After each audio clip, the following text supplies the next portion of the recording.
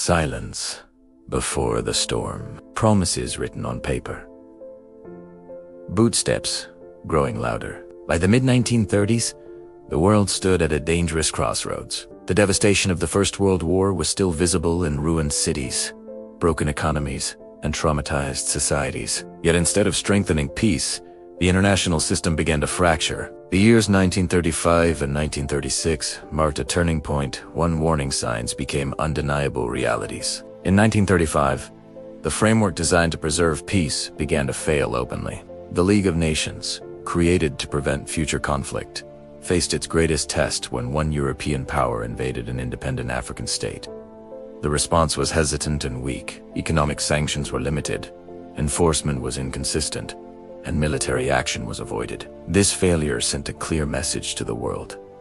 International law could be violated without serious consequences. At the same time, Europe witnessed a bold rejection of post-war restrictions. A major continental power announced the return of compulsory military service, directly violating earlier treaties. New weapons were produced, armies expanded, and air forces rebuilt. Instead of firm resistance, other nations responded with protest notes and diplomatic caution, driven by fear of another war and domestic instability at home. In Asia, expansion followed a similar pattern. Territories were absorbed, resources seized, and military control tightened. These actions were justified as necessities for survival and national strength, but they undermined global stability and encouraged further aggression elsewhere. The year 1936 deepened the crisis. Troops marched into a demilitarized region that had been created as a buffer for peace.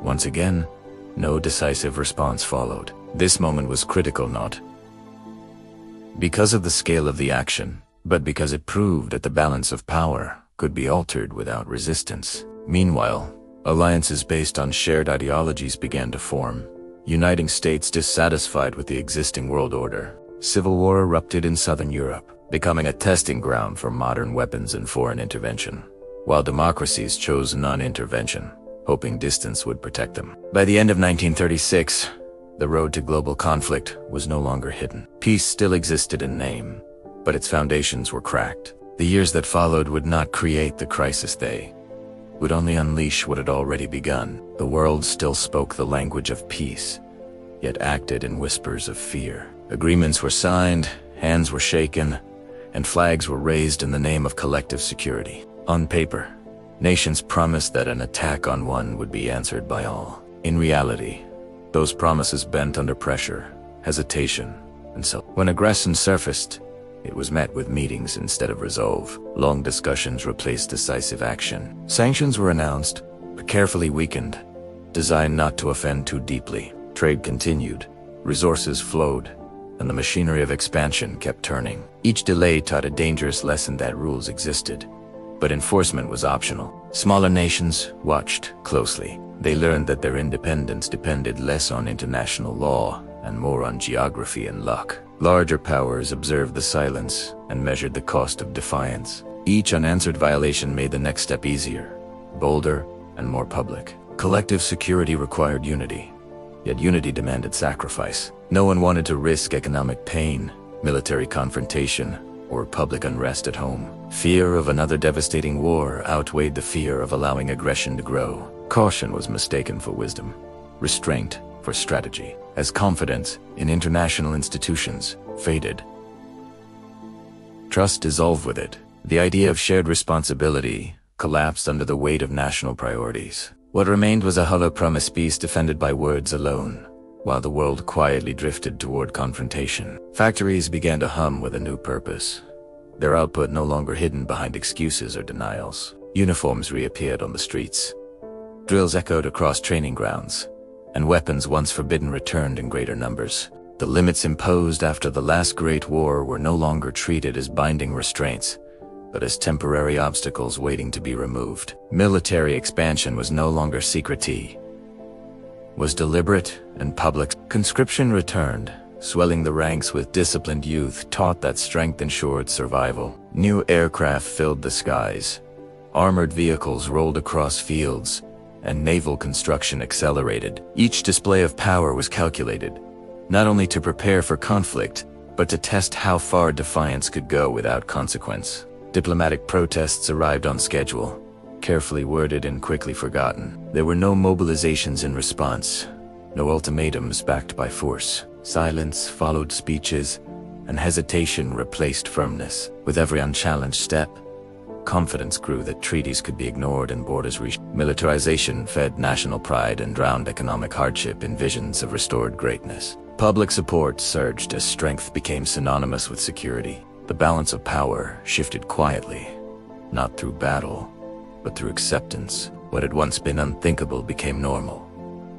Armies grew while resistance shrank. The sound of preparation replaced the hope of restraint, and the world adjusted to the rhythm of marching boots. Ideas became weapons long before guns were fired. Across nations struggling with economic pain and wounded pride, powerful beliefs took root, offering simple answers to complex problems. These ideologies promised renewal, unity, and destiny, framing expansion not as aggression, but as necessity. Diplomacy, once a tool to manage conflict, was gradually dismissed as weakness, a language of hesitation unsuited for a new age of certainty. Political movements began to redefine loyalty and purpose. The individual mattered less than the collective vision. Sacrifice was praised, obedience rewarded, and dissent portrayed as betrayal. History was rewritten to serve the present, turning past grievances into moral justification for future action. Borders were described as artificial lines imposed by enemies, meant to be erased in the name of justice or survival. Foreign policy followed this shift in thinking. Negotiation was no longer aimed at compromise,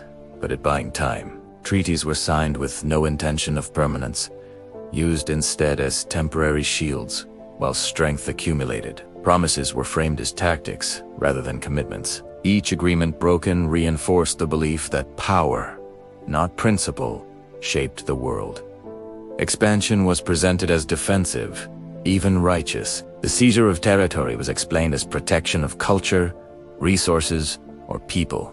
Language solvent the reality of force, transforming invasion into reunification and occupation into liberation. Repetition made these narratives familiar, and familiarity bred acceptance, both at home and abroad. Other nations struggled to respond. Traditional diplomacy relied on shared norms, but shared norms were disappearing. Appeals to reason failed when reason itself was redefined. Moral arguments held little weight against absolute conviction. While diplomats debated intentions, actions on the ground created new facts that could not be undone without confrontation. Ideology also shaped alliances. States found common cause, not through mutual trust, but through shared resentment and ambition. Cooperation was built on opposition to an existing order rather than commitment to a stable alternative.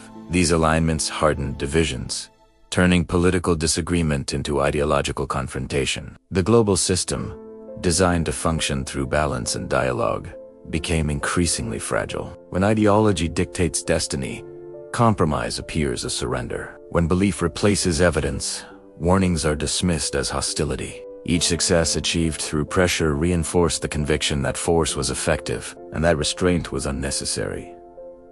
Propaganda played a central role in this transformation. Images, speeches, and rituals created emotional unity and suppressed doubt. Citizens were encouraged to see the world in absolutes, friends and enemies, strength and decay, destiny and obstruction. Complexity vanished, replaced by certainty. Once this mindset took hold, retreat became impossible without shattering the narrative itself. As ideology eclipsed diplomacy, the path narrowed. Options disappeared one by one, until only confrontation remained. What began as belief evolved into policy, then into action. The distance between vision and violence shrank, not suddenly, but through repetition and acceptance. The world continued to speak of peace, yet increasingly prepared for struggle, guided less by negotiation and more by conviction that history itself demanded expansion.